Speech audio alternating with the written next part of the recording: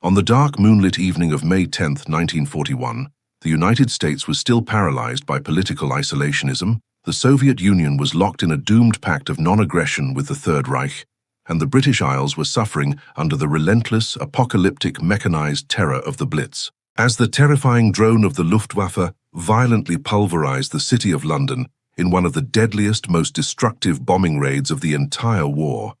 an entirely different, completely incomprehensible aerial anomaly was unfolding hundreds of miles to the north in the freezing, pitch-black skies over Scotland. A single, heavily modified, unarmed Messerschmitt Bf 110 twin-engine fighter aircraft, completely devoid of any accompanying bomber escorts, violently penetrated British airspace and roared desperately toward the sprawling, aristocratic estates of Lanarkshire. The lone pilot inside the cramped, freezing cockpit was not a standard Luftwaffe aviator on a reconnaissance mission, but rather one of the most powerful, fanatically devoted, and heavily guarded political architects of the entire Nazi regime, executing a deeply bizarre, completely unauthorized solo infiltration that would permanently baffle military historians and intelligence agencies for the next 80 years. When the twin engines of the heavily modified Messerschmitt finally sputtered and violently died due to complete fuel starvation, the mysterious aviator was forced to execute a desperate, chaotic bailout, physically wrestling himself out of the plummeting aircraft and deploying his parachute into the freezing Scottish night. He crashed heavily into a darkened, muddy field near the village of Eaglesham, violently fracturing his ankle before being cautiously confronted by a completely bewildered, pitchfork-wielding Scottish ploughman named David McLean.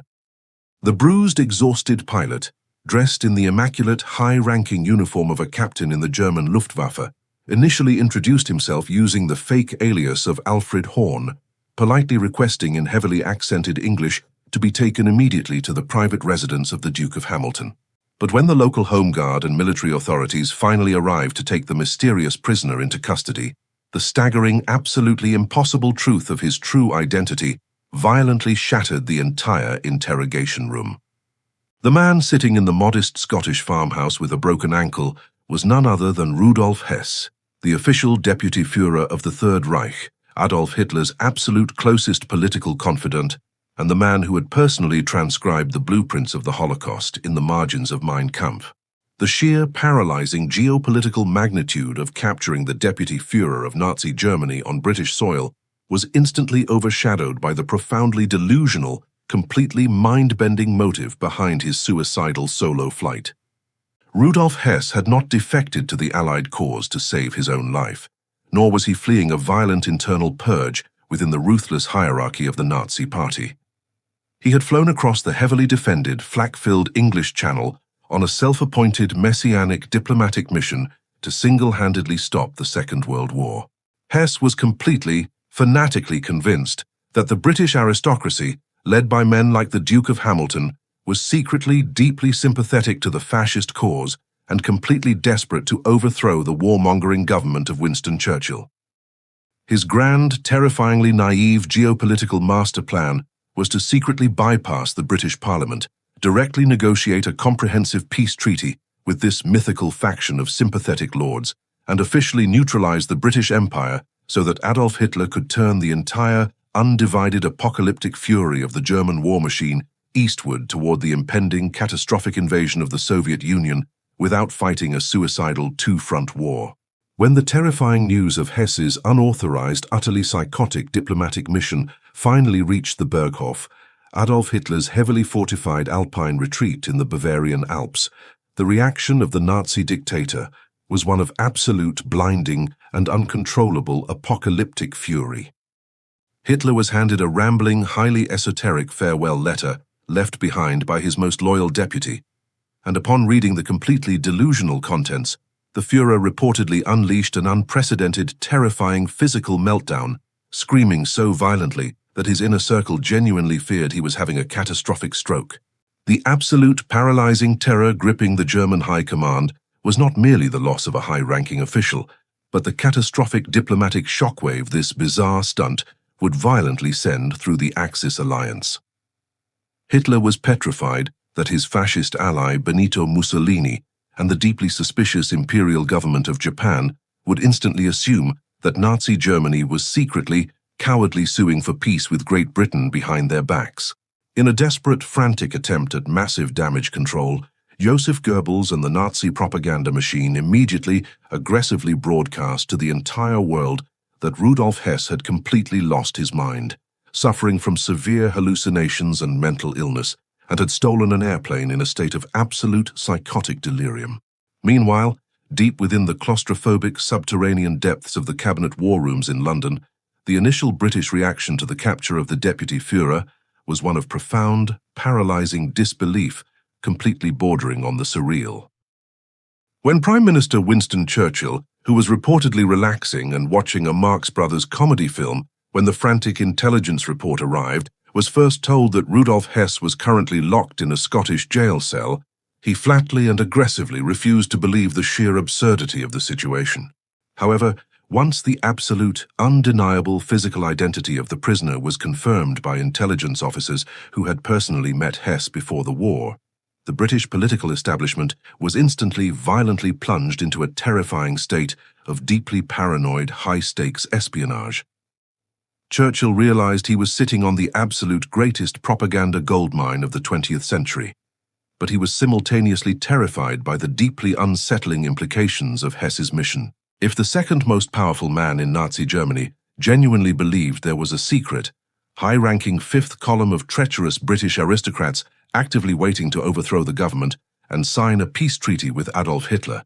British intelligence had to violently, immediately uncover if this terrifying shadow network actually existed, setting the stage for the most bizarre, psychologically intense interrogation in the entire history of modern warfare. As the sheer, paralyzing absurdity of Rudolf Hess's unauthorized arrival began to fully materialize within the subterranean corridors of Whitehall, the British intelligence apparatus immediately initiated one of the most highly classified, psychologically intense interrogation operations in the entire history of modern espionage. The Deputy Führer of the Third Reich was violently yanked from the rural Scottish countryside and secretly transported under the absolute highest echelons of military security to a heavily fortified, sprawling country estate known as Mitchett Place, which was rapidly transformed into a claustrophobic, heavily bugged prison, officially designated as Camp Z.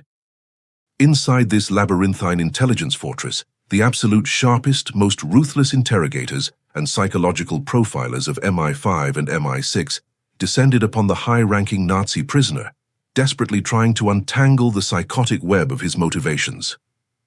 They were entirely, utterly baffled by the surreal spectacle of sitting across a polished wooden table from the exact man who had stood beside Adolf Hitler at the Nuremberg rallies, a man who was now politely requesting a cup of tea while simultaneously attempting to casually dismantle the British government. The interrogation room instantly became a terrifying psychological battlefield, where the survival of the free world seemingly hinged on deciphering the incoherent, delusional ramblings of a man who believed he was an exalted geopolitical savior. The absolute, terrifying epicenter of the British intelligence investigation violently revolved around the exact, specific aristocratic target of Hess's bizarre mission, the Duke of Hamilton. When the deeply bewildered, completely horrified Scottish Duke was forcefully summoned to personally identify the mysterious prisoner, he was instantly plunged into a suffocating, deeply paranoid nightmare of treasonous suspicion. Hess fanatically, stubbornly insisted that he and the Duke had previously met at the 1936 Berlin Olympics, completely convinced that Hamilton was the clandestine, highly connected leader of a powerful, deeply entrenched anti-Churchill peace faction hidden within the highest ranks of the British aristocracy. For Prime Minister Winston Churchill and the ruthless directors of MI5, this terrifying assertion triggered a massive, frantic internal security crisis, forcing them to ruthlessly investigate their own elite social circles to determine if a treasonous, Nazi-sympathizing fifth column was actively, silently plotting to overthrow the government from within. The agonizing, deeply uncomfortable reality was that the British upper class had indeed harbored a sickening amount of fascist sympathy prior to the outbreak of the mechanized slaughter, leaving the intelligence agencies completely terrified that Hess's delusional peace mission might actually have a foundation in a very real, highly classified domestic conspiracy. When the interrogators finally forced Hess to articulate the specific mathematical details of his grand diplomatic peace proposal, the sheer, staggering arrogance of the Nazi demands left the British intelligence officers sitting in absolute, paralyzing disbelief. Operating under a state of profound, completely impenetrable psychological detachment from the kinetic reality of the war, Hess calmly proposed that Great Britain would be allowed to retain its sprawling global empire and its formidable naval fleet, entirely unmolested by the Axis powers. In exchange for this supposedly magnanimous fascist mercy, the British government would simply have to completely and violently surrender the entire European continent to the absolute, undisputed totalitarian dominion of Adolf Hitler, allowing the Nazi war machine to physically annihilate the Soviet Union without any Western interference. But the absolute, most psychotic and deeply insulting caveat of this bizarre treaty was Hess's uncompromising demand that Winston Churchill and his entire war cabinet had to immediately, unconditionally resign from power to be replaced by a compliant, sympathetic government of appeasers. He was casually demanding the total political decapitation of the British Empire, while the terrifying drone of the Luftwaffe was actively, systematically reducing the ancient city of London to a burning, radioactive-looking pile of pulverized rubble. As the grueling, claustrophobic interrogations stretched from agonizing hours into suffocating days, the elite British psychiatrists brought in to evaluate the Deputy Führer began to realize with a profound, sickening clarity that they had not captured a brilliant, calculating geopolitical mastermind, but rather a deeply fractured, completely delusional fanatic. Rudolf Hess rapidly deteriorated into a terrifying state of severe hypochondria and borderline schizophrenic paranoia, constantly, frantically accusing his British captors of attempting to systematically poison his food and secretly pump mind-altering chemicals into his locked bedroom. He refused to eat the military rations provided to him, insisting on consuming his own bizarre, highly guarded stash of homeopathic medicines and herbal elixirs that he had stuffed into the pockets of his flight suit before taking off from Germany.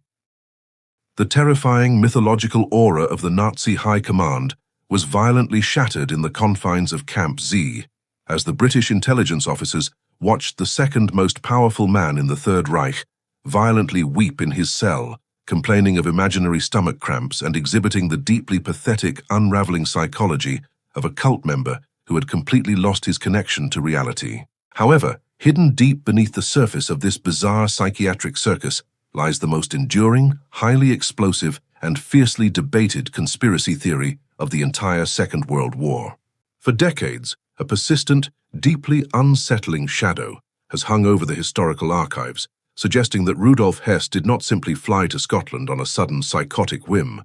but was instead the ultimate, tragic victim of a brilliant, completely ruthless psychological trap meticulously engineered by the British Secret Intelligence Service. The terrifying theory posits that MI6 operatives, utilizing brilliant double agents and highly classified, forged diplomatic correspondence pretending to be the Duke of Hamilton, intentionally, maliciously lured the desperate, marginalized Deputy Führer across the English Channel. If this labyrinthine deception is true, it means that Winston Churchill successfully executed one of the most audacious, cynical acts of psychological warfare in human history, physically stealing Adolf Hitler's closest friend to violently fracture the inner circle of the Nazi regime right before the apocalyptic invasion of Russia. To this day, the absolute, undeniable truth of the flight remains buried under mountains of classified intelligence redactions, leaving us to wonder if Hess was a lone madman or the ultimate pawn in a terrifying game of international espionage. While the British intelligence apparatus desperately attempted to psychoanalyze the fractured, completely delusional mind of Rudolf Hess inside the claustrophobic confines of Camp Z, the terrifying geopolitical shockwave of his bizarre solo flight violently slammed into the heavily fortified walls of the Kremlin in Moscow. For Joseph Stalin, a ruthless, deeply psychopathic dictator whose entire totalitarian worldview was built upon a foundation of absolute suffocating paranoia and endless bloody conspiracies, the official British narrative that Hess was simply a rogue lunatic was entirely, laughably unacceptable.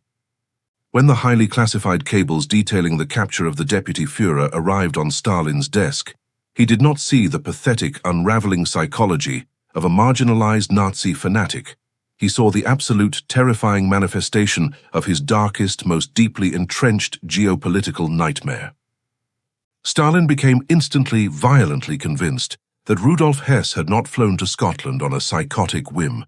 but was instead executing a highly calculated, heavily sanctioned, and top-secret diplomatic mission authorized directly by Adolf Hitler to forge a massive apocalyptic capitalist alliance with Winston Churchill aimed specifically at the total annihilation of the Soviet Union. The sheer, paralyzing terror gripping the Soviet High Command was deeply rooted in the agonizing, extremely fragile diplomatic tightrope they were currently walking with the Third Reich. In May 1941, the Soviet Union was still technically bound by the cynical, blood-soaked Molotov-Ribbentrop non-aggression pact, but Stalin knew with absolute mathematical certainty that a catastrophic, mechanized war of extermination with Nazi Germany was entirely inevitable. He simply needed to desperately buy enough time to modernize the Red Army. The sudden, inexplicable arrival of the second most powerful man in Nazi Germany on British soil completely shattered Stalin's meticulous geopolitical calculus. Because Winston Churchill and the British government imposed a massive, impenetrable blackout on the details of the MI6 interrogations, violently refusing to release transcripts or publicly clarify the exact nature of Hess's peace proposals,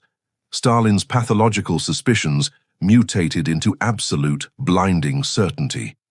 He genuinely believed that the British aristocrats and the Nazi high command were actively, secretly sitting in a shadowy London estate, sipping tea and casually drawing up the blueprints to violently divide the vast, resource-rich territories of the Soviet Empire between them. Driven entirely by this terrifying, suffocating delusion of a unified Western betrayal, Stalin mobilized the sprawling, ruthless apparatus of Soviet intelligence into a state of absolute frantic overdrive. The NKVD and the GRU aggressively activated their deepest, most highly placed espionage rings within the British political establishment, including the infamous, highly treasonous Cambridge Five, specifically ordering them to violently penetrate the heavily guarded security perimeter of MI6 and extract the absolute truth about the Hess interrogations. The Soviet spies operating in the dark, bombed-out streets of London frantically attempted to intercept diplomatic cables and eavesdrop on the highest echelons of Whitehall, desperately searching for the smoking gun that would prove Churchill was secretly preparing to sign a separate peace with Berlin. Every single day that the British government remained completely silent about the Deputy Führer's status, the suffocating atmosphere of distrust within the Kremlin violently compounded, permanently poisoning the ideological well of the impending Grand Alliance before it had even been officially formed. The profound, agonizing tragedy of this diplomatic catastrophe is that even after Adolf Hitler launched Operation Barbarossa just 6 weeks later, violently hurling the undivided, apocalyptic fury of 3 million Axis soldiers across the Soviet border in the largest, bloodiest mechanized invasion in human history, Joseph Stalin's pathological obsession with the Hess affair entirely refused to die. As the German panzers systematically butchered their way toward Moscow, reducing thousands of Soviet cities to radioactive-looking ash, Stalin continuously, aggressively weaponized the ghost of Rudolf Hess against Winston Churchill during their most critical, high-stakes strategic conferences. At diplomatic summits in Tehran and Yalta, the Soviet dictator would coldly, maliciously bring up the mysterious flight, staring directly into Churchill's eyes and openly accusing the British Empire of having secretly kept Hess in reserve as a terrifying geopolitical insurance policy ready to be deployed the moment the Western Allies decided to switch sides and join the Nazis in bleeding the Red Army to death. For Stalin, the Deputy Führer sitting in a British prison cell was a constant physical reminder that the capitalist West could never, under any circumstances, be fundamentally trusted. Ultimately, the sheer staggering irony of Rudolf Hess's bizarre suicidal solo flight is that while he completely and humiliatingly failed to achieve his delusional goal of securing a peace treaty between Great Britain and Nazi Germany, he accidentally succeeded in inflicting a massive, permanent, and highly toxic psychological wound upon the Allied coalition. by simply dropping out of the freezing Scottish sky at the absolute most volatile, terrifying geopolitical moment of the entire 20th century, a single mentally fractured fanatic managed to plant a deeply infectious seed of intense, paralyzing paranoia that would violently fester for decades. The flight of the Deputy Führer fundamentally accelerated the terrifying ideological divide between East and West, proving that in the ruthless, paranoid, and highly explosive atmosphere of total war, the inexplicable actions of a lone madman can violently alter the psychological trajectory of global history, directly laying the deeply suspicious, suffocating groundwork for the apocalyptic shadow war of the impending Cold War era. As the terrifying kinetic reality of the Second World War raged relentlessly outside the heavily fortified barbed wire perimeter of his highly classified British prisons, the shattered, deeply delusional psyche of Rudolf Hess began to systematically, violently collapse inward upon itself. Stripped entirely of his exalted godlike status as the absolute Deputy Führer of the Third Reich and completely isolated from the intoxicating, fanatical adulation of the Nazi rallies he had once meticulously orchestrated, Hess was violently plunged into a dark, suffocating abyss of profound psychological deterioration. Transferred from the claustrophobic confines of Camp Z to the heavily guarded, sprawling psychiatric facility at Mayndiff Court in Wales, the second most powerful man in the German Empire rapidly mutated into a trembling, deeply pathetic shell of a human being. The brilliant British intelligence officers and elite psychiatrists who had initially braced themselves to intellectually duel with a cold, calculating geopolitical mastermind were instead forced to babysit a deeply paranoid, highly unpredictable fanatic who spent his days pacing endlessly in his locked room, entirely consumed by terrifying, invisible internal demons that the Allied interrogators could neither see nor completely understand. The absolute, terrifying apex of this bizarre psychiatric unraveling manifested in a profound, suffocating clinical paranoia regarding his daily military rations and medical treatment. Hess became violently, pathologically convinced that British intelligence agents, operating under the direct, malicious orders of Prime Minister Winston Churchill, were systematically lacing his food with mind-altering, highly toxic chemical agents designed to slowly, agonizingly destroy his cognitive faculties and extract his deepest state secrets. He exhibited deeply pathetic, surreal behaviors that completely shattered the terrifying mythology of the Nazi Superman, refusing to eat the meals placed before him unless he could physically force the British commanding officers to taste the food first.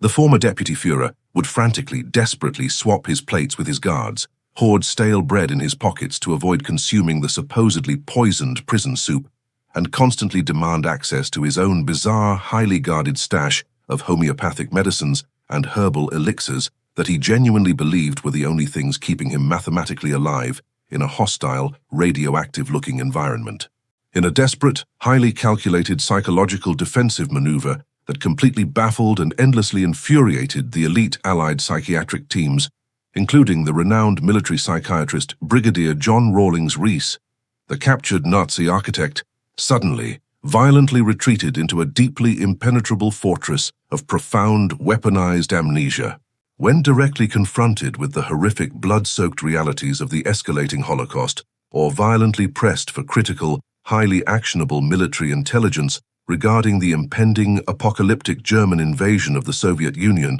Hess would simply stare blankly at his interrogators with empty, hollow eyes. He began to insist, with terrifying, childlike conviction, that he possessed absolutely zero memory of his past life, aggressively claiming that he could not remember his role in the Nazi Party, his relationship with Adolf Hitler, or even the faces of his own wife and child waiting back in Germany. For the ruthless directors of MI6, this sudden, total cognitive blackout was a suffocating, agonizing intelligence disaster. They were completely unable to definitively prove whether Hess was suffering from a genuine trauma-induced psychological rupture or executing the most brilliant, sociopathic, and fiercely disciplined acting performance in the entire history of modern espionage. The suffocating, claustrophobic isolation of his captivity, violently compounded by the agonizing, undeniable realization that his messianic diplomatic mission had ended in a catastrophic, humiliating global failure, ultimately drove Hess toward absolute physical self-destruction. On multiple terrifying occasions, the deeply fractured Deputy Führer attempted to violently terminate his own life, frantically seeking to escape the endless, agonizing psychological torture of his own broken mind. In one deeply chaotic, horrifying incident, Hess suddenly broke away from his heavily armed escorts and threw himself headfirst over a stairwell railing in a desperate, frantic bid to fracture his skull on the unforgiving stone floor below, only to survive the plunge with severe injuries and a broken leg. These sudden, violent suicide attempts triggered absolute blinding panic within the highest echelons of the British government, as Winston Churchill was absolutely, mathematically terrified that if the most famous prisoner of war on the planet mysteriously died in British custody, Joseph Stalin and the global Axis propaganda machine would instantly, aggressively accuse the United Kingdom of having deliberately, maliciously assassinated him to cover up a secret peace treaty. Ultimately, the agonizing, heavily documented psychiatric nightmare of Rudolf Hess's British captivity completely violently shattered the terrifying mythological aura of supreme intellectual superiority that the Nazi high command had so aggressively projected to the entire world for over a decade. The elite Allied psychiatrists, who spent thousands of agonizing hours meticulously observing, analyzing, and interrogating the prisoner, were left staring at a profoundly empty, deeply pathetic paradox of a man,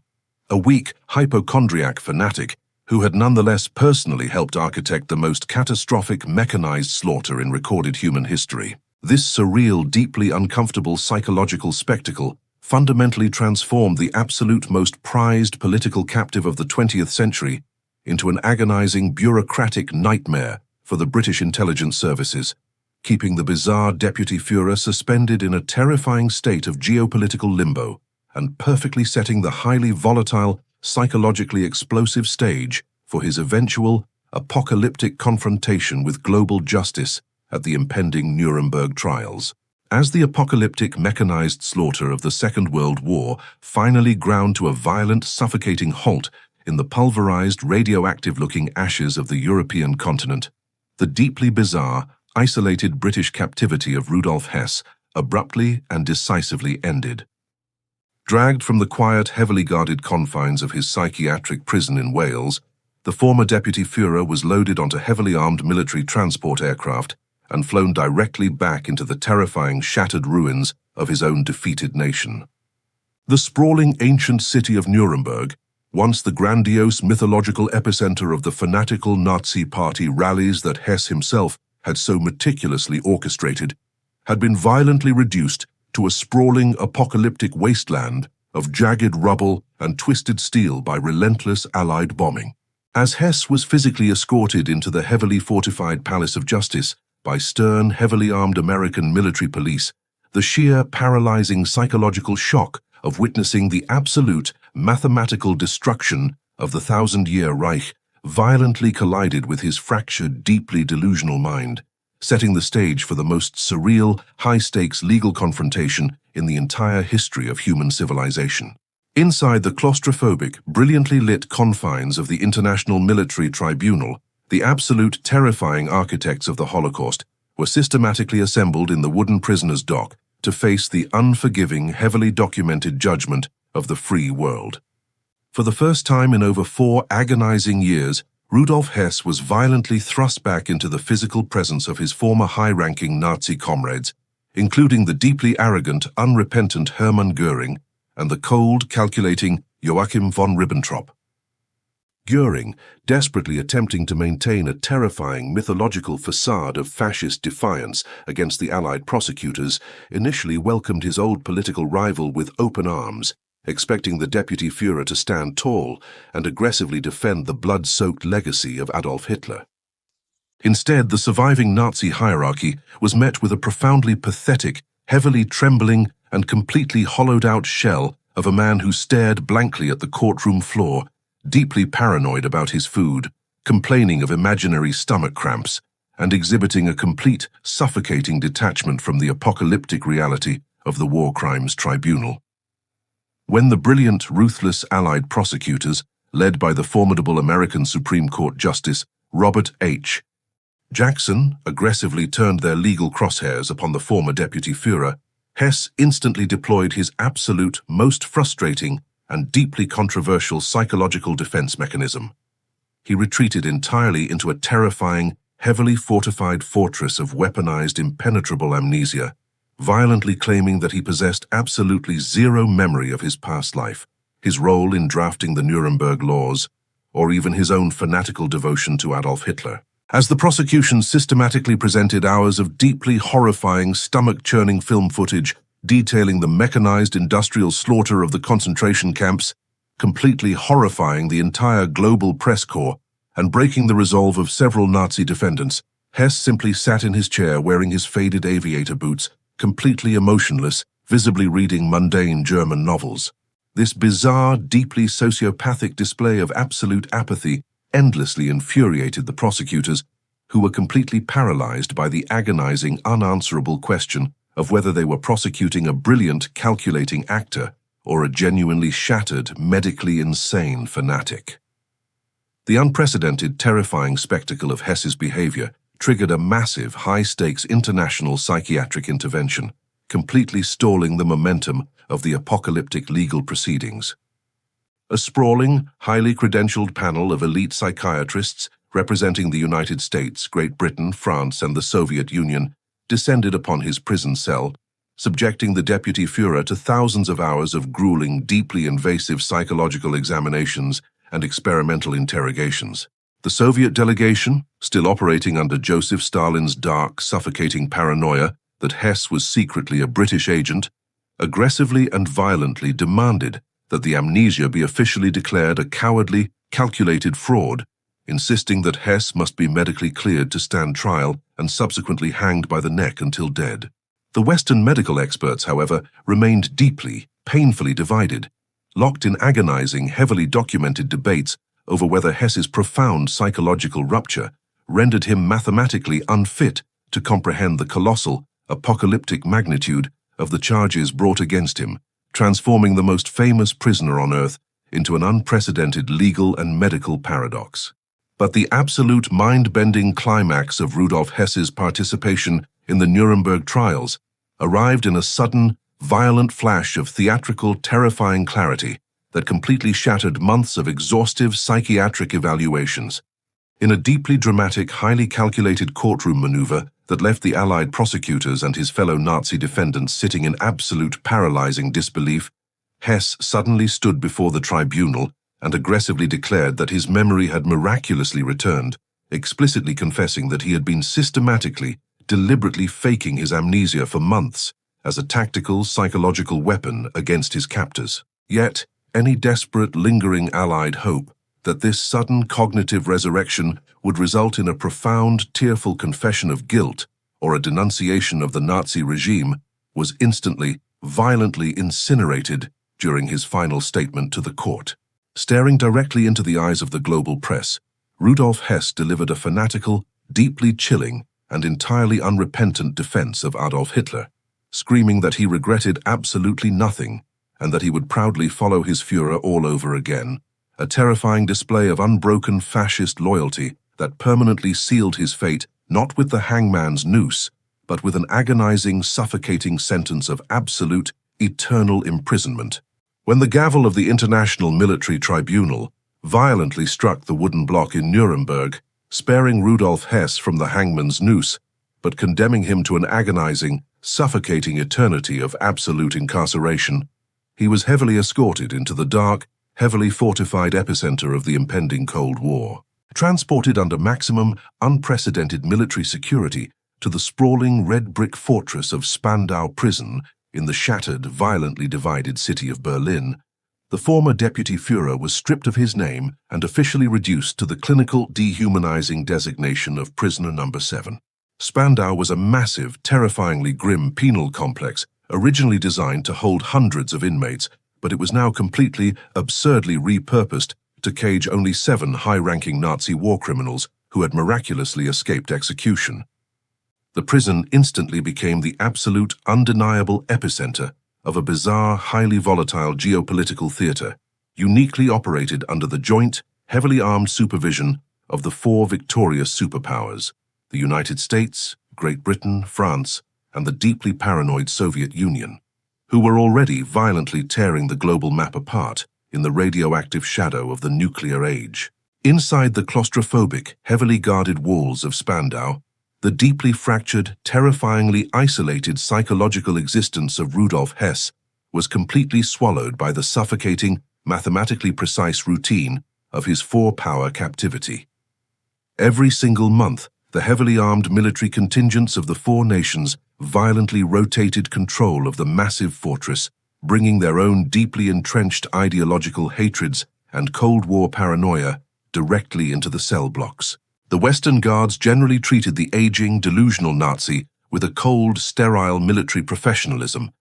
But when the brutal, heavily regimented Soviet Guards violently assumed command, the atmosphere inside the prison instantly plummeted into a terrifying state of absolute retaliatory cruelty. For the Soviets, Hess was not merely a defeated old man, he was the living, breathing, physical embodiment of the apocalyptic fascist war machine that had systematically slaughtered 27 million of their citizens, and they took a dark, vindictive pleasure in strictly enforcing every single agonizing, soul-crushing regulation to ensure his captivity was an absolute, waking nightmare. As the agonizing, heavily documented decades slowly dragged on, the other 6 high-ranking Nazi architects housed within the sprawling, echoing corridors of Spandau, including the brilliant, sociopathic armaments minister Albert Speer and the ruthless Grand Admiral Karl Dönitz, systematically served out their mathematical sentences or were quietly released on humanitarian medical grounds. By the dark, freezing winter of 1966, the heavy iron gates of the fortress violently slammed shut behind the departing Speer, leaving Rudolf Hess completely, terrifyingly alone as the sole, absolute occupant of a colossal 600-cell prison complex. The sheer, staggering absurdity of the situation completely defied all logical, financial, and geopolitical comprehension, as the 4 most powerful military empires on the planet continued to spend millions of dollars annually, deploying hundreds of heavily armed combat troops strictly to guard a single, rapidly deteriorating, hypochondriac octogenarian who spent his days wandering aimlessly through the overgrown prison gardens. He became the ultimate, deeply pathetic ghost of the Third Reich, a man entirely entombed alive within a monument to a defeated, blood-soaked ideology that the rest of the world was desperately trying to mathematically forget. The suffocating, absolute isolation of his solitary confinement violently accelerated the bizarre, deeply entrenched psychiatric unraveling that had originally begun in the claustrophobic intelligence camps of Great Britain 2 decades prior. Hess stubbornly, fanatically refused all physical contact with the outside world, aggressively denying his own wife and son permission to visit him for over 28 agonizing years, because he considered it a profound mathematical humiliation to be seen in the degrading, faded uniform of a captive prisoner. He continued to exhibit deeply paranoid, terrifyingly delusional behaviors, obsessively complaining of imaginary, paralyzing stomach cramps, hoarding his pathetic military rations, and constantly, frantically accusing the rotating guards of secretly attempting to poison his food or psychologically torture him with invisible, mind-altering sonic waves.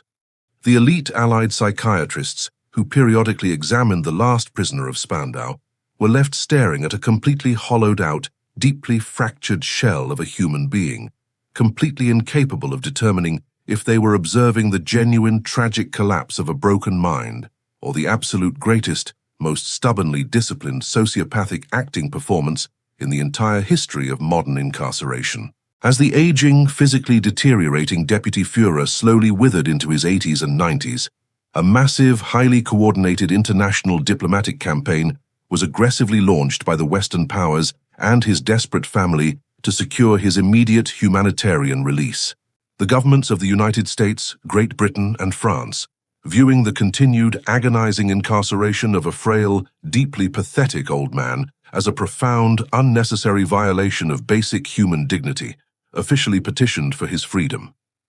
But every single diplomatic attempt was violently, categorically, and ruthlessly vetoed by the absolute, immovable geopolitical concrete of the Soviet Union. In the dark, paranoid halls of the Kremlin in Moscow, The deep historical wound of Hess's bizarre 1941 flight to Scotland had absolutely never healed.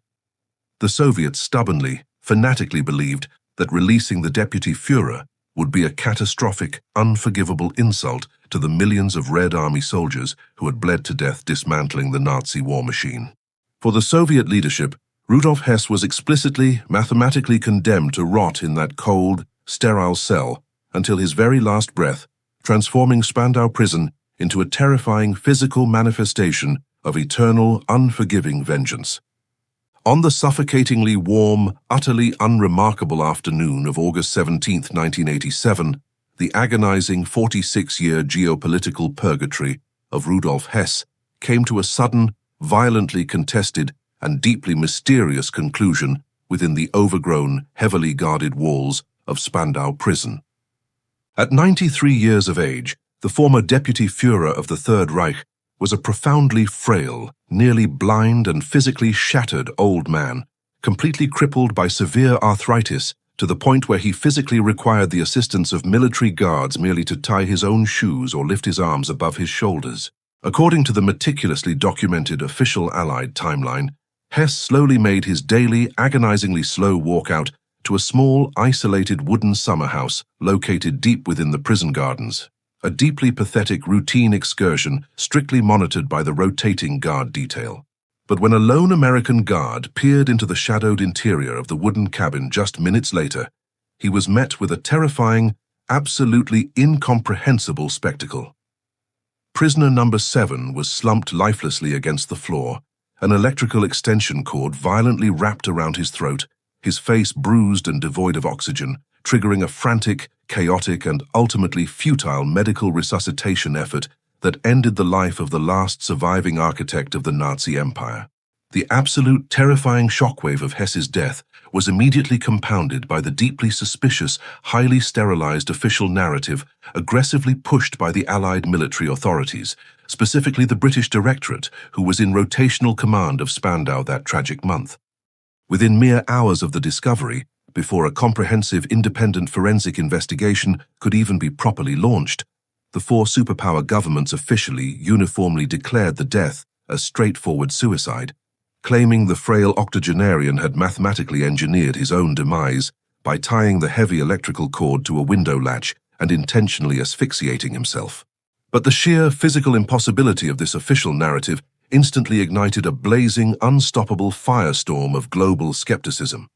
Medical professionals and intelligence analysts stared at the official reports in absolute paralyzing disbelief, demanding to know how a 93-year-old man, whose arthritic hands lacked the physical grip strength to open a jar, could have possibly possessed the precise, terrifying manual dexterity and brute downward physical force required to successfully execute a highly complex hanging from a low-hanging window latch without his feet even leaving the floor. This profound, mathematically glaring forensic impossibility violently fueled the outrage of Hess's fiercely devoted son, Wolf Rüdiger Hess, who categorically, furiously rejected the official suicide verdict as a blatant, highly coordinated international cover-up. Desperate to uncover the absolute truth regarding his father's bizarre demise, the Hess family independently hired a highly respected, completely impartial West German forensic pathologist to conduct a meticulous, highly controversial second autopsy on the bruised, frail corpse of the Deputy Führer. The explosive, terrifying findings of this independent medical examination completely shattered the sterile Allied narrative, revealing that the dark, violent ligature marks deeply embedded into the flesh of Hess's neck were perfectly horizontal and unbroken, a forensic anomaly that is completely mathematically inconsistent with the upward localized pressure of a typical suspension hanging. Instead, the independent autopsy concluded with chilling, undeniable scientific precision that the horizontal bruising was entirely, perfectly consistent with a sudden, violent, premeditated strangulation applied forcefully from behind, terrifyingly suggesting that the last prisoner of Spandau had been brutally, physically murdered in the shadows of the summer house. The terrifying, highly explosive motive for this alleged cold-blooded geopolitical assassination points directly back to the dark, suffocating paranoia surrounding Hess's original bizarre 1941 flight to the Scottish moors. By the late summer of 1987, the geopolitical ice of the Cold War was finally, dramatically beginning to thaw, and highly credible, deeply classified rumors began swirling through international intelligence circles that Soviet Premier Mikhail Gorbachev, in a massive, unprecedented gesture of diplomatic goodwill, was finally preparing to drop the historical Soviet veto and officially authorize the humanitarian release of the 93-year-old prisoner. Conspiracy theorists and historical investigators aggressively argue that this impending release triggered an absolute blinding panic within the highest echelons of British intelligence. The terrifying, unconfirmed theory posits that MI6 operatives, terrified that a freed Rudolf Hess might suddenly, miraculously, regain his cognitive faculties and publicly expose the deeply embarrassing, highly classified secrets of Winston Churchill's 1941 intelligence trap, secretly infiltrated the heavily guarded perimeter of Spandau Prison and violently silenced the Deputy Führer forever, ensuring the dark, deeply compromised secrets of the British Empire would permanently die with him. The absolute immediate aftermath of Rudolf Hess's death was executed by the four Allied superpowers with a terrifying, highly suspicious, and ruthlessly efficient speed that only violently magnified the blazing global conspiracy theories. Terrified that the massive, sprawling, red brick fortress of Spandau would instantly be transformed into a dark, mythological, and highly toxic pilgrimage site for neo-Nazi sympathizers, the military governments of the United States, Great Britain, France, and the Soviet Union ordered the immediate total physical erasure of the prison. Within weeks, heavily armored demolition crews violently pulverized the colossal 600-cell complex into absolute, unrecognizable dust, systematically grinding the bricks and concrete into powder and secretly dumping the massive, pulverized ruins directly into the freezing depths of the North Sea. The historic, blood-soaked ground, where the last architect of the Third Reich had spent 4 agonizing decades, was immediately coldly paved over and replaced with a generic, brightly lit shopping mall and a parking lot. A massive, unprecedented act of historical sterilization designed to permanently, violently bury the bizarre, entirely unsolved mystery of prisoner number 7 under a layer of impenetrable concrete. As the pulverized red brick dust of Spandau Prison settled into the freezing depths of the North Sea, the British government aggressively moved to permanently lock away the dark, highly explosive truth surrounding the 1941 flight of Rudolf Hess. In a deeply suspicious, highly controversial bureaucratic maneuver that instantly poured gasoline on the blazing fires of global conspiracy theories, the British intelligence establishment systematically classified and sealed thousands of pages of critical, heavily redacted interrogation transcripts, medical evaluations, and top-secret diplomatic correspondence related to the Deputy Führer. For decades, researchers, historians, and even the relentless, furious members of the Hess family were violently stonewalled by an impenetrable, suffocating wall of official state secrecy, fueled by the terrifying rumor that the British archives contained absolute, undeniable proof of a treasonous aristocratic peace faction or a cynical, highly illegal psychological entrapment operation. Although some files have slowly, agonizingly been declassified into the public domain in recent years, the absolute most sensitive, highly explosive intelligence dossiers remain frustratingly out of reach, deliberately hidden within the labyrinthine vaults of Whitehall to permanently protect the fragile, romanticized historical legacy of Winston Churchill and the wartime British Empire. The profound, suffocating geopolitical legacy of this bizarre, unauthorized solo flight extends far beyond the dark, isolated prison cell in Berlin. It fundamentally, violently altered the psychological trajectory of the entire 20th century. By dropping out of the freezing Scottish sky at the exact terrifying moment when the fate of the free world hung by a microscopic thread, Rudolf Hess accidentally, catastrophically detonated a massive psychological dirty bomb within the fragile alliance of the Allied superpowers. Joseph Stalin's absolute paralyzing paranoia regarding Western betrayal was permanently, irreversibly calcified by the Hess affair, transforming the Soviet dictator's deep-seated suspicions into a terrifying, immovable geopolitical doctrine that would violently dominate the impending Cold War. The deeply tragic, suffocating irony of Hess's messianic delusional mission is that in his psychotic, fanatical attempt to secure a lasting peace for the Third Reich and prevent a two-front war of annihilation, he inadvertently successfully engineered the exact, deeply toxic psychological conditions that would violently tear the European continent apart for the next 50 years. Ultimately, the dark, agonizing, and heavily documented saga of the Deputy Führer completely and violently dismantles the terrifying mythological aura of supreme, invincible intellectual superiority that the Nazi high command so aggressively projected to the entire globe. Rudolf Hess, the absolute second in command of a ruthless, highly mechanized totalitarian empire that systematically slaughtered millions of innocent human beings, was brutally exposed as a deeply pathetic, fundamentally hollow, and completely delusional fanatic who spent the final 46 years of his life weeping over imaginary stomach cramps and terrified of his own shadow. His bizarre, unprecedented captivity and highly contested death in the gardens of Spandau Prison serve as a profound, chilling monument to the absolute suffocating absurdity of fascism.